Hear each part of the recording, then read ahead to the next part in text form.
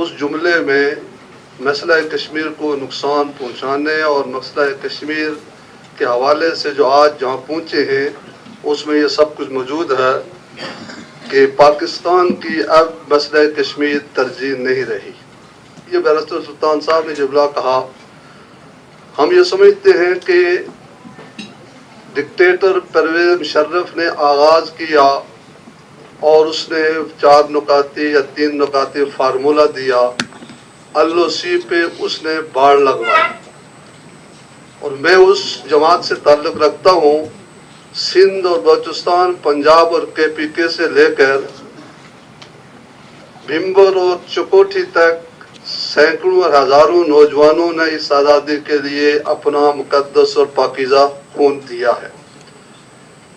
اگر ہم یہ سمجھتے ہیں کہ 5 اگست 2019 سے میں ایک بات کوٹ کرنا چاہتا ہوں, پاکستان کے مشہور و معروف صحافی احمد میر صاحب کا جو کلپ ہم نے سنا ہے, جو نیشنل سیکورٹی کونسل کا اجلاس ہوا جس میں ہمارے وزیر اعظم آزاد کشمیر راجہ فاروق حیدر بھی اس میں موجود تھے, درست اور اس کا یہ تصدیق کریں گے وزیر اعظم صاحب راجہ فاروق حیدر صاحب, انہوں نے یہ جملہ کہا کہ نیشنل سیکورٹی کونسل میں 5 اگست 2019 سے 3 دن پہلے یہ کہا کہ انڈیا مقبوضہ کشمیر میں یہ کرنے جا رہا ہے 35A اور 370 کے حوالے سے, اور ہم نے بھی کوئی فیصلے کرنے, کیا فیصلے کرنے ہیں.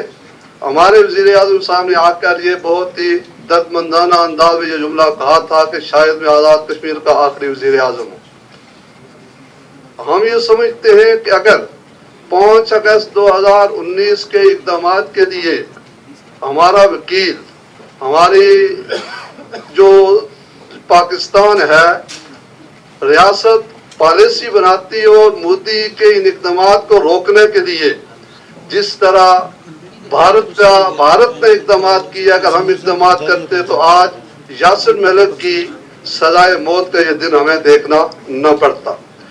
میں یہ بات آپ سے کہنا چاہتا ہوں کہ آزاد کشمیر کی عوام ہو یا مقبوضہ کشمیر کی, اس وقت عوام کا یہ ذہن بن چکا ہے کہ اب یہی LOC ہے اور بھارت مقبوضہ کشمیر کو اس نے ہڑپ کر دیا, اب LOC یہی ہے. اور یہ پاکستان کی جمہوری اور غیر جمہوری حکومتوں کے اقدامات یہ بتا رہے ہیں. آپ سارے بیٹھے, کسی کو حکومت کا ہوگا, وزارت کا ہوگا, صدارت کا ہوگا, ہمیں کشمیر کے ساتھ جو ہماری نوجوانوں نے خون دیا اس سے غداری کل ان کے سامنے ہم شرمندہ نہیں ہو سکتے ہیں. اس لیے جناب قمرالزمان قاہرہ صاحب, آپ کا اس وزارت امور کشمیر کا ماضی میں امور کشمیر کی وزارتوں کا کچھ اور دھندے رہے, آج آپ نے یہ اقدامات کیا, اس پر بھی ہم آپ کو خراج تحسین پیش کرتے ہیں. اس حوالے سے میں یہ عرض کرنا چاہتا ہوں مختصر سے وقت میں کہ آج چونکہ آزاد کشمیر کے نچلی سطح تک یہ ذہن بن چکا ہے کہ اب کشمیر یہ کشمیر اب نہیں ہے. اگر ہم نے یہی کچھ کرنا تھا, پاکستان نے اگر اس کو مستقبل میں جلد یا بدیر صوبہ بنانا تھا, تو ہم یہ پوچھنا چاہتے ہیں کہ اتنے لوگوں کو کیوں برباد کیا گیا. آج جب ہم جاتے ہیں توبر سے اس طرف جاتے ہیں تو اس پار دیکھ کر تو دل خون کے آنسو ہوتا ہے کہ ہم رشتہ ہے لیکن ایک دوسرے سے مل نہیں سکتے ہیں. جمہوری ہوں یا غیر جمہوری ہوں یا ادارے ہوں, انہیں یہ ظلم نہیں کرنا چاہیے کشمیریوں کے ساتھ.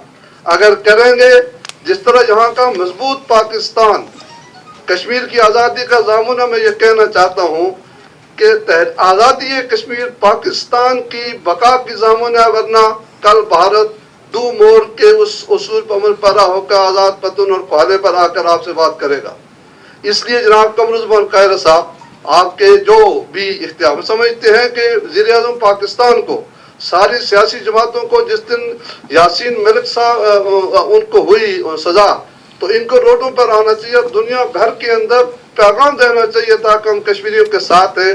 لیکن یہ اب زیادہ دیر یہ بات چلے گی نہیں کہ ہم کانفرنسوں کے ساتھ, آل پارٹیز کانفرنسوں کے ساتھ اس انداز سے ہم کچھ کریں گے. میں آپ سے پوچھنا چاہتا ہوں کہ انٹرنیشنل انسانی حقوق کے جو ادارے ہیں, ہم نے کہاں ان کو اپروچ کیا؟ ہماری پاکستان جو وکیل اس نے کہاں اپروچ کیا؟ اگر انڈیا یا عیسائی کسی کا بچہ یا کوئی کتا مر جائے تو وہ پوری دنیا کے انٹرنیشنل میڈیا اس کو لے کر جو ہے وہ پروپیگنڈا کرتا ہے. لیکن ہمارا تو انٹرنیشنل کیا، پاکستان اسلام آباد میں بیٹھا ہوا میڈیا بھی کشمیر کو کوئی اہمیت دینے کے لیے تیار نہیں ہے. تو ان حالات کے تناظر میں جناب میں ابھی عمرے پہ تھا، ایک وکیل ملا مجھے مدینہ میں، ہم بیٹھے رہے، ہمارا تعارف ہوا کشمیر کا. اس نے بتایا کہ وہ اچھا انجینئر بھی تھا، وہ اچھا سیٹل تھا. اس نے کہا بھارت سے بھی مسلمان جو اچھی طرح وہ اسے مستقبل کے حوالے سے موقع ملتا ہے، یا وہ یورپ میں جاتا ہے یا عرب دنیا میں جاتا ہے اور وہاں سے نقل مکانی کر رہا ہے، اسی طرح کشمیری مسلمان بھی نقل مکانی کر رہے ہیں. ہماری ایک آل پارٹیز کانفرنس میں کسی حریت کانفرنس کے ایک ذمہ دار نے کہا تھا کہ ایک وقت تھا کہ بھارت ہمارے دروازے پر دستک دے رہا تھا، بات کریں، ہم آپ کی شرائط پر بات کریں گے. اس وقت ہمیں بات نہیں کرنے دی گئی اور آج خود بات نہیں کی جا رہی ہے کہ ہم کشمیریوں کا دفاع کریں. اس لیے ہم یہ سمجھتے سارے لیڈرشپ کو بہت ذمہ دارانہ طریقے سے، ورنہ یہ ہے کہ کل ہمیں ان حالات میں آزاد کشمیر کو بھی خطرہ سے ہم دو چار ہوں گے. اللہ رب العزت ہمیں تحریک آزادی کشمیر کے اور شہداء کے ساتھ وفا کرنے کی توفیق عطا فرمائے. امتیاز صدیقی صاحب ایک سر